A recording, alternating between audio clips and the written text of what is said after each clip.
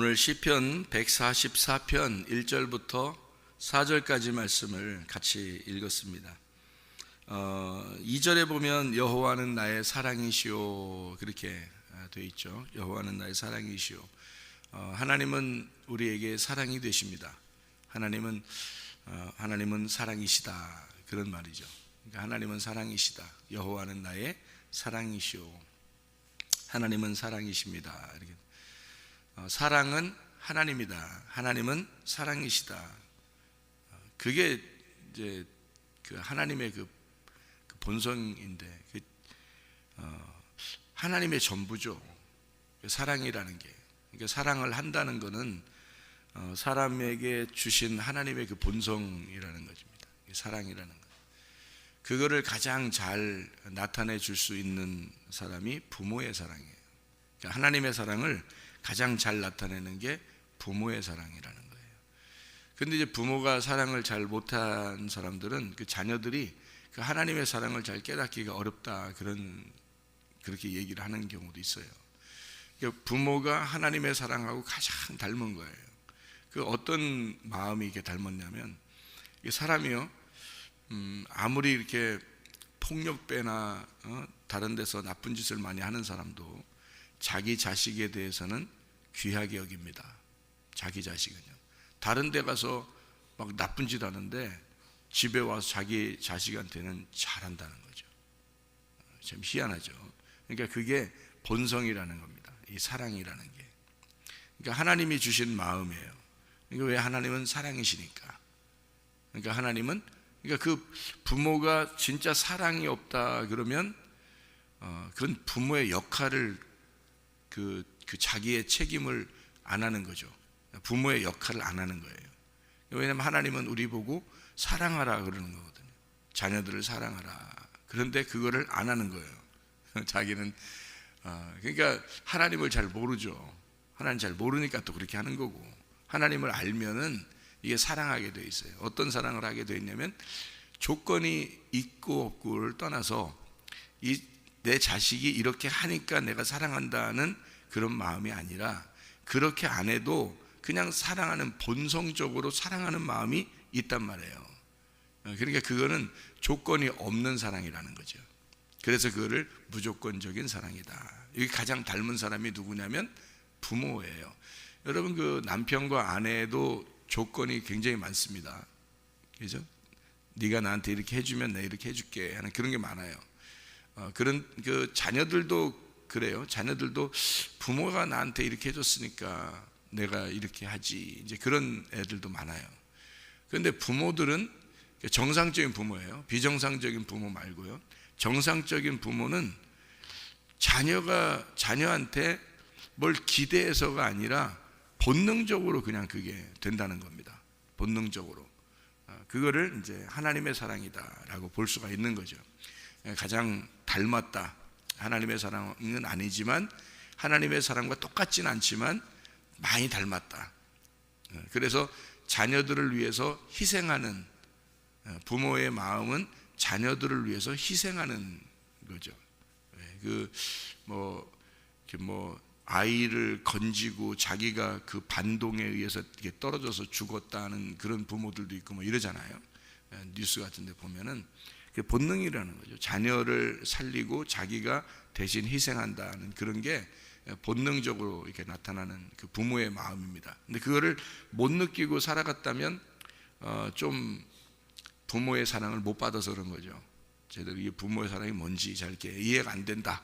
그런 사람들도 많이 있었어요. 제가 얘기를 들어보면 그런 사람도 꽤 있더라고요. 부모의 사랑을 잘 모르겠다. 사실은 그런 못 느끼고 살았다. 그런 마음이 이렇게 든다. 이렇게 해요. 모르겠어요. 저는 어릴 때나 뭐 이렇게 보면은 다 부모의 사랑이라는 건 무조건적인 사랑이고 그런 희생적인 사랑이라는 것을 뭐 체험하고, 그죠? 우리 그렇게 옛날 우리 부모들은 거의 뭐 그렇게 살았던 것 같아요. 그러니까 자라나서도 부모님이라는 건 이렇게 하는구나라는 건데, 죽을 때까지 이렇게 하시다 가는 게 부모인가 보다 이렇게 생각을 하고, 그러니까 내가 효도하지 않으면 정말 희생만 하다가 그냥 가시겠구나, 이제 그런 이제 생각이 이제 드는 거죠. 근데 그걸 못 느꼈다고 그러면 고아와 같은 것이고 과부와 같은 것이고 나그네와 같은 그런 사람이죠. 그런 사람들은 누구를 빨리 찾아야 되는 거냐면 하나님을 빨리 찾아야 되는 거예요. 하나님은 무조건적인 사랑 어디서 찾아야 되는 거예요? 하나님이 그렇다라는 건 어디서 찾아야 돼요? 성경 말씀에서 찾는 거예요. 왜 성경 말씀에서 그걸 찾아야 되냐면 사람은요, 이게 그 진리라는 게 있어요. 진리라는 게 있고 우리가 생각하는 어떤 사실이 있어요. 내가 살아가는 것이 어떤 사실이죠. 그런데 그 살아가는 이런 것이 사실인데, 근데 진리라는 게 있다고요. 사실 말고 진리라는 게 있어요. 그 진리라고 하는 거는 우리가 생각하는 거하고 좀 다르게, 우리가 생각하는 거는 우리가 생각하는 하나님은, 신은 이런 건데 나한테 이렇게 해주고 또는 나는 그렇게 반응을 하고 이런 사실이 있는데, 진리는 그렇지 않아요. 진리는 딱 정해져 있어요. 그래서 변함이 없어요. 진리라고 하는 건 변함이 없어요. 그러니까 사람들도 사랑을 나누어도 다 이렇게 조건적이거든요. 근데 하나님은 조건을 따져서 사랑하는 게 아니라는 거예요. 원래 하나님의 사랑은, 그러니까 사랑을 전제로 하고 본다는 거죠. 그러니까 사람들은 무엇인가 행하는 걸 보고, 조건을 보고 사랑하는 거예요. 그걸 조건적인 사랑이라고 그러는 거거든요. 그러니까 조건을 보고 당신이 이만큼 하면 내가 그걸 보고서 확인이 되면 내가 이렇게 해줄게 하는 게 조건적인 사랑이란 말이에요.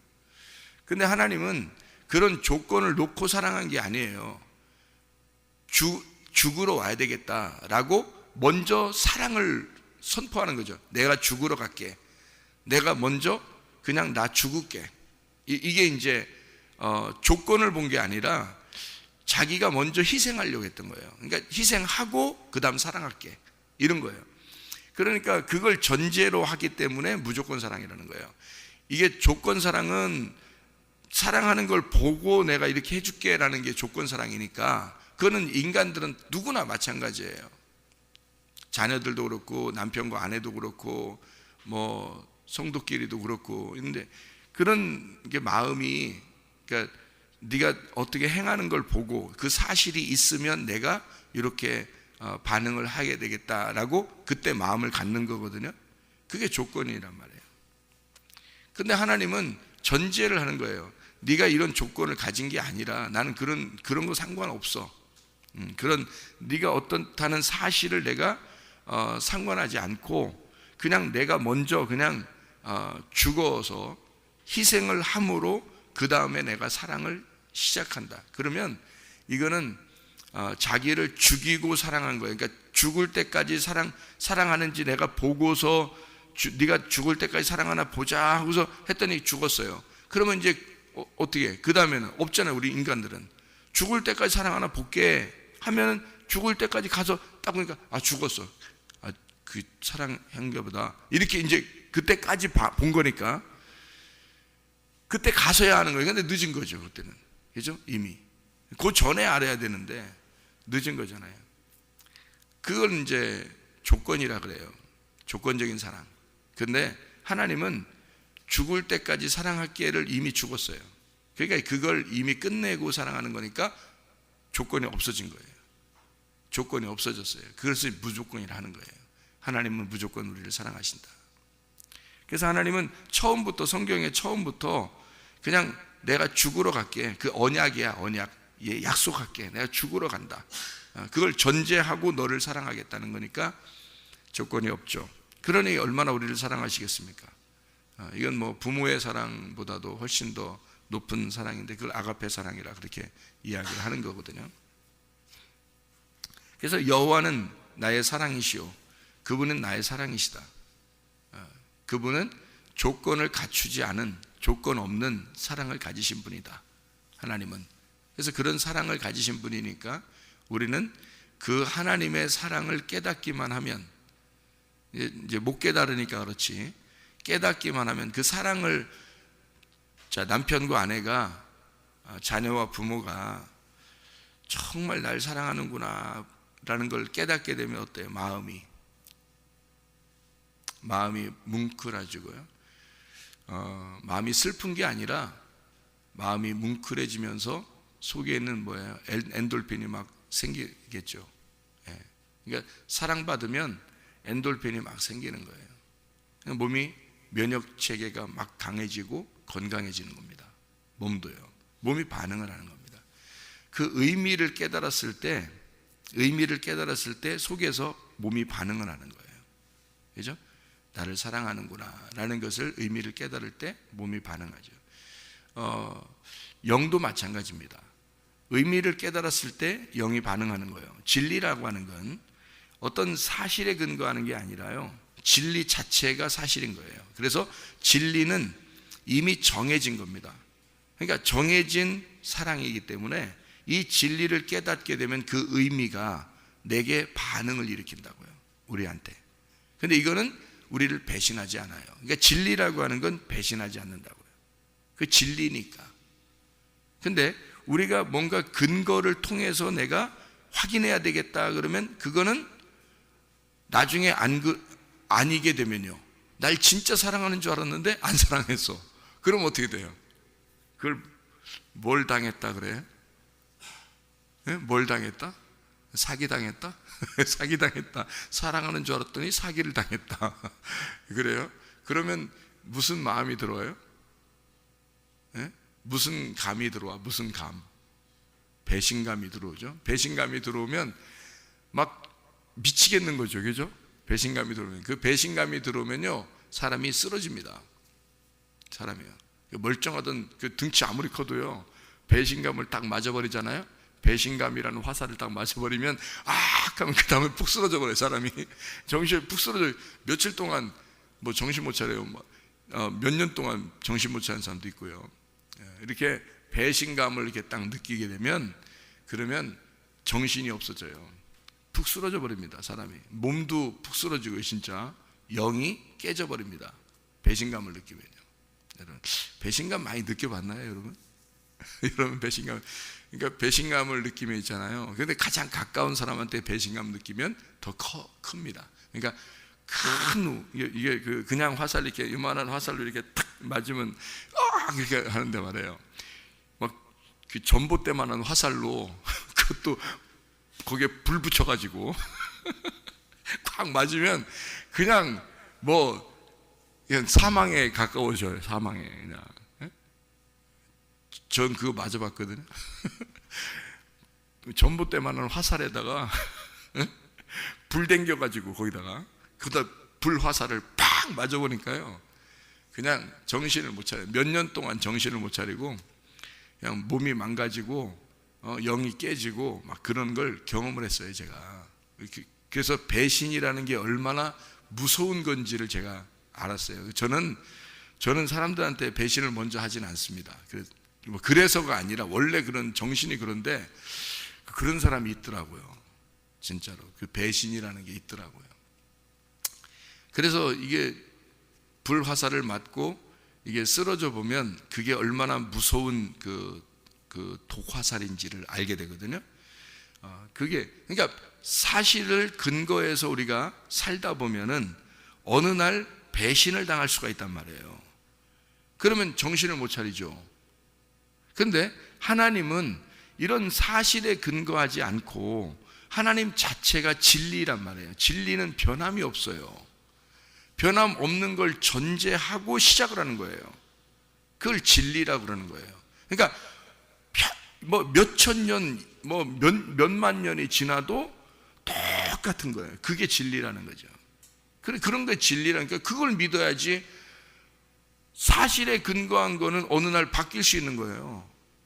그러니까 우리가 살아가는 건 어느 날 바뀔 수 있는 거란 말이에요. 그러니까 그거를 붙들고 있다가는 그거에 의해서 배신을 당할 수 있다는 거지. 자, 여러분, 사람은 완벽하진 못해요. 사람은 그래서 사람 붙들고 있다가는 어느 날 이게 실망할 수가 있다는 거지. 그러니까 그 사람을 붙들고 있다가는 실망을 할 수가 있어요. 부모도 자녀도 남편도 아내도 사랑. 근데 진리라고 하는 건 변함이 없기 때문에 진리를 붙들면 배신을 안 당합니다. 그게 말씀이에요. 그래서 이 세상에 있는 부모보다, 이 세상에 있는 남편보다, 이 세상에 있는 우리의 가지고 있는 것보다 훨씬 더 성경에는 아름답고 좋은 것을 우리에게 소개하는데, 그게 바로 하나님 아버지를 소개해 주는 거예요. 고아들에게, 과부들에게 예수라는 신랑을 소개해 주는 거예요. 근데 이건 몇천 년, 몇만 년이 지나도 변함없어요. 그거는 이 말씀이라는 건. 그러니까 이 말씀은 진리라 그러는 거죠. 그러니까 이 말씀은 전혀 우리를 배신할 수가 없어요. 배신하질 않아요, 이 말씀은. 그러니까 이 말씀을 붙들면 배신을 안 당하는 거죠. 근데 사람을 붙들면요, 배신당한단 말이에요. 어느 날 실망하게 되는 거죠. 근데 이 말씀은 그렇지 않잖아요. 그러니까 이 말씀이 이 땅의 소망이 아니라 하늘나라의 소망, 이 땅의 집이 아니라 하늘나라의 집을 우리에게 소개하는 거예요, 성경은. 그러니까 그게 진리죠. 결국에는 죽어도 똑같이 이루어져야 되는 게 진리인데, 우리가 죽으면 바뀌면 안 되잖아요. 죽으면 바뀌면 그거는 진리가 아니죠. 근데 죽어도 변함없이 되는 게 진리란 말이에요. 근데 죽어보니까 사람들이 죽어보면 어디로 가요? 진짜 하늘나라라는 게 있단 말이에요. 그러니까 죽어보면 그 영의 세계가 분명히 있고 그게 성경이 맞다는 사실이 거기 가서도 증명된단 말이에요. 그러니까 성경 말씀은 예전이나 지금이나 앞으로도 계속 똑같으니까 그걸 진리라 그러는 거란 말이에요. 그러니까 이 진리를 붙들자는 거죠. 이게 우리의 생각을 붙드는 게 아니라, 우리의 사실을 붙드는 게 아니라 진리를 붙들자는 겁니다. 그러면 우리는 그 진리 안에서 진짜 행복을 가져올 수 있다는 거예요. 그러니까 하나님은 우리를 사랑하신다. 자, 하나님이 날 사랑하신다는 걸 붙들고 싶어요? 다른 게 날 사랑한다는 걸 붙들고 싶습니까? 하나님이 날 사랑한다는 걸 붙들면 이거는 죽어도 그게 사실이에요. 죽어도 그게 진리고, 그건 우리가 죽을 때까지 살다가 죽어도 그게 진리가 되는데, 우리가 사람들이 날 사랑한다라고 생각했는데 그거는 그 사람이 진짜 속마음 속에 막 이 처음부터 알파와 오메가로 사랑하는지는 우리가 모른단 말이에요. 여러분 진짜 그렇게 사랑하십니까? 아내를 그렇게 사랑하나요? 알파와 오메가로? 안 되는 거거든요. 부모와 자녀가 그렇게 돼요? 안 되는 거거든요. 근데 그걸 흉내는 낼 수 있죠. 그 정도를 흉내는 내는 게, 그게 하나님의 그 사랑을 가장 많이 흉내낼 수 있는 게 부모란 말이죠. 부모. 하나님 완벽한 건 아닌데 그 아가페 사랑을 가장 흉내낼 수 있는 게 부모라고 하는 얘기는 거지. 알파와 오메가로 완전한 사랑을 이룰 수 있는 분은 하나님밖에 없어요. 인간은 할 수 없습니다. 왜냐하면 그분은 진짜 죽었잖아요.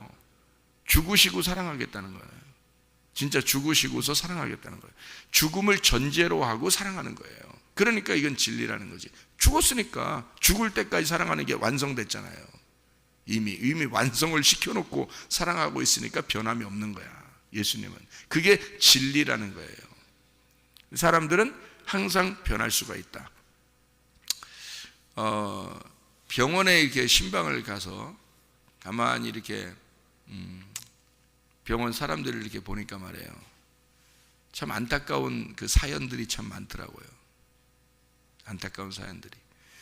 그래서 이제 병원 신방을 이렇게 가서 내가 이제 신방간 이제 병원에 신방간 이제 성도는 이쪽에 있는데, 내가 가서 이제 이렇게 기도해주고 거기 이제 쳐다보러 간 환자만 쳐다보잖아요. 이렇게 가 있어야 되잖아요. 다른 사람들이 이렇게 막 간섭하고 그러면 안 되잖아요. 참견하고 그러면. 그래서 이제 이쪽에 기도해주고 이제 이렇게 있는데, 옆에 이제 환자가 자꾸 막 얘기를 걸어요. 말을 이렇게 자꾸 걸어요. 근데 말을 막 웃기게 잘해. 근데 뭐라고 얘기를 하냐면 변비가 생겨서 화장실을 못 간다는 거예요. 그래서 뭐 죽겠다는 거예요. 한 3일 됐다는데 막 죽겠다는 거예요. 뭐 먹지도 못하고. 그래서 이만큼씩 먹는다는 거예요. 이게 계속 막 이렇게 배가 이렇게 부해지니까, 변비가 있어서.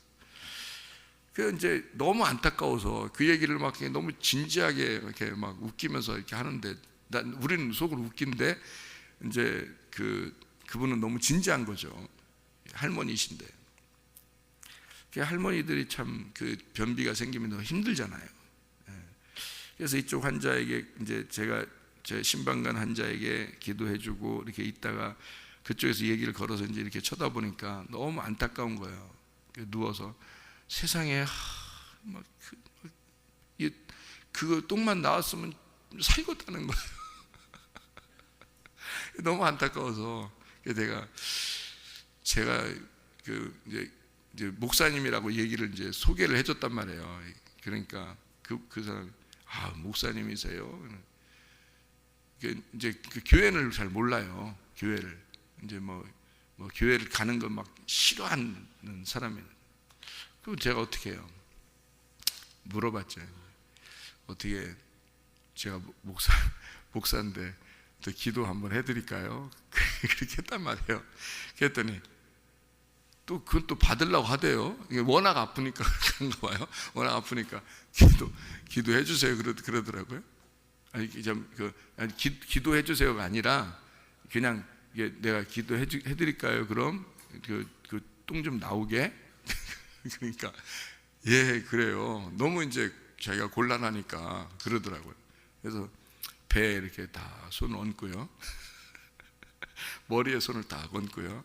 하나님, 너무 불쌍하지 않습니까? 이게 하도 3일 동안 똥이 안 나왔다는데 힘들지 않습니까? 하나님, 여기 가스가 다 빠지고 여기 변비가 해소될 수 있도록 다 나오게 해주세요 라고 기도를 이제 간절하게 하고, 이제 나올 거예요.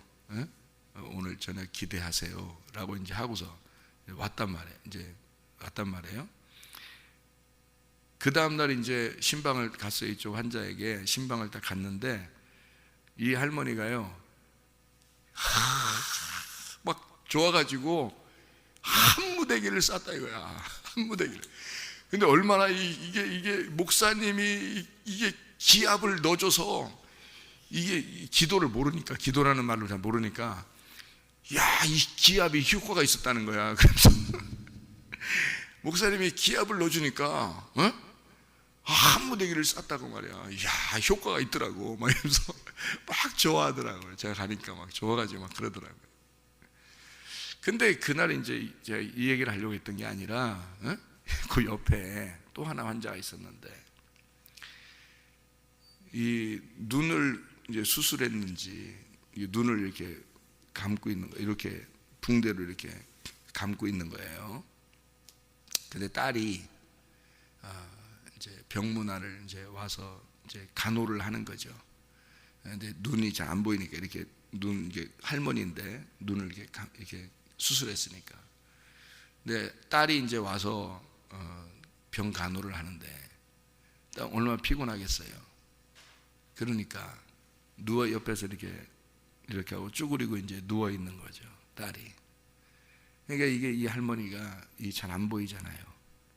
근데 이 딸이 병원이 그렇게 춥지 않잖아요. 온풍기도 잘 나오고 그러니까. 근데 추울까봐 자기 그 이불을 이렇게 잘 안 보이니까 더듬더듬 하면서 이 딸한테 덮어주는 거예요.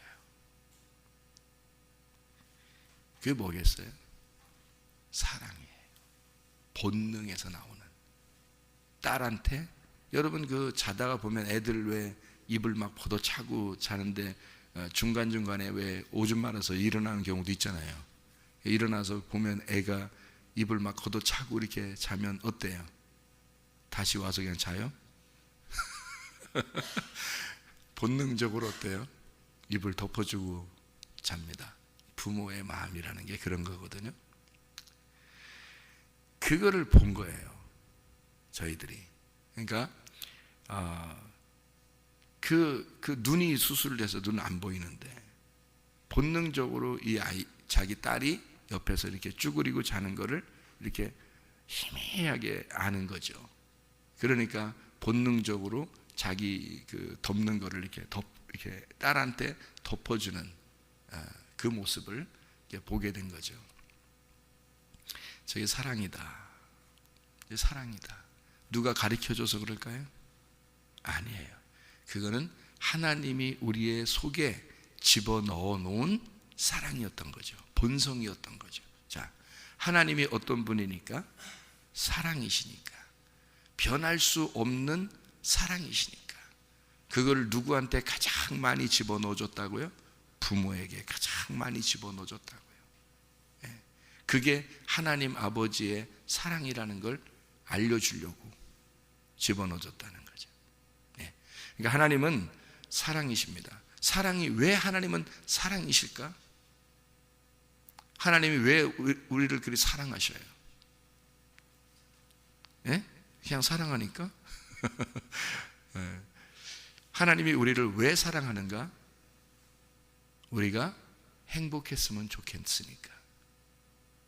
자기가 나는 죽을 테니, 나는 너를 위해 죽기까지 사랑할 테니 너는 뭐 하라고? 행복하라고. 나는 죽을 때까지 널 사랑할 테니 너는 행복해라. 내가 사랑만 해줄 테니까 너는 행복해야 돼. 그게 우리 하나님 아버지의 사랑입니다. 그래 우리가 불행하게 살면 되겠어요? 안 되겠어요? 안 되는 거예요. 그 하나님의 뜻이 아닙니다. 행복하게 사는 게 하나님의 뜻입니다. 그렇죠? 그러니까 그 아련한 그 사랑, 그 나를 진짜 사랑하기 때문에 혼낸다, 그걸 알았을 때 그 자녀들이 나중에서야 그걸 깨닫죠. 부모가 나를 사랑하기 때문에 때렸고 부모가 나를 사랑하기 때문에 혼냈다는 사실을 나중에 알게 되면 그 마음이 어때요? 아련합니다. 근데 부모가 자기 승질에 못 이겨서 나를 때렸다. 부모가 자기 승질에 못 이겨서 나를 혼냈다. 이런 식으로 생각되면 어떨까요? 아련한 가슴에 그 사랑이 남는 게 아니라 증오와 미움과 배신감이 남겠죠. 그런데 진짜 사랑, 하나님의 사랑이라는 걸 아는 본성을 가진 부모가 진짜 사랑을 나누었을 때, 그러면서도 혼내거나 진짜 칭찬하거나 어떤 상황에도 그런 사랑을 가졌을 때 우리는 그거를 아련하게 가슴 속에 깨닫게 되는 거죠. 그런 의미를 알게 됐을 때 몸이 어떻게 되겠어요? 그 사랑에 반응을 하는 겁니다. 그럼 몸이 어떻게? 막 면역이 증가되는 거예요. 면역력이 증가되죠. 영도 회복이 되죠. 나를 사랑하는 자가 있으니까. 그것보다 더 위대한 사랑이 하나님의 사랑입니다. 그러니까 이 하나님의 사랑을 우리가 깨닫고 산다는 것은 진정한 행복, 진리 안에서의 행복을 깨닫는 것은 하나님의 사랑이에요. 저는 이 말씀에서 여러분이 이 진리, 말씀이라는 하나님의 말씀에서 사랑을 깨닫고 하나님의 사랑을 깨닫고 그 진리 안에서 행복하기를 원한단 말입니다.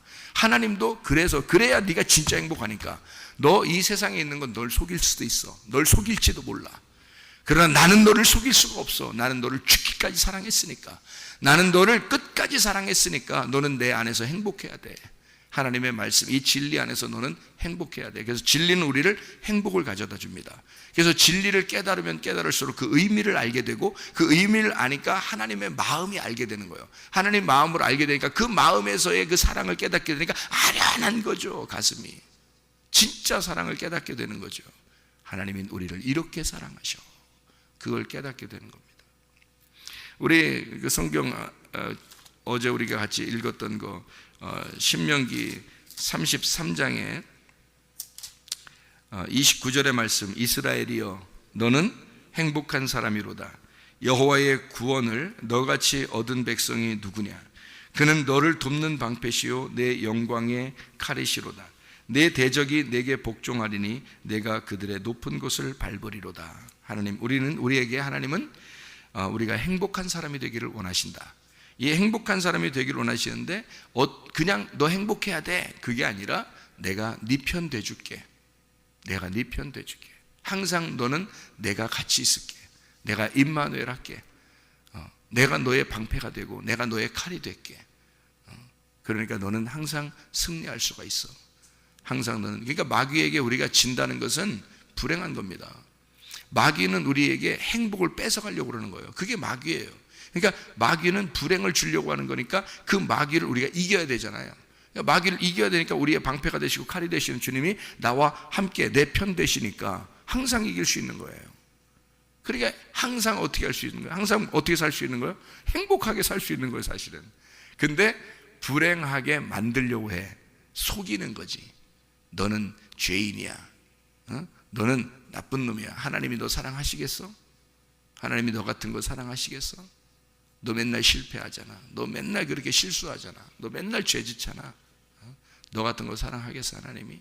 너 잘해야지 하나님 사랑하는 거야. 너 알잖아. 너도 너한테 잘하는 사람 좋아하잖아. 너한테 못해주는 사람 네가 좋아하냐? 아니, 나한테 못해주는 사람 안 좋아하는데. 너 미워하는 사람 네가 좋아해? 아닌데. 너 좋아하는 사람 네가 좋아하지? 응. 그러니까 하나님을 어떤 식으로 만드는 거예요? 마귀는 조건적인 하나님 만드는 거지. 네가 잘할 때 너한테 사랑해주는 하나님을 만드는 거지. 이 마귀는. 그죠? 마귀는 그렇게 우리를 속이는 거예요. 그런 사랑은 이미 끝났다니까요.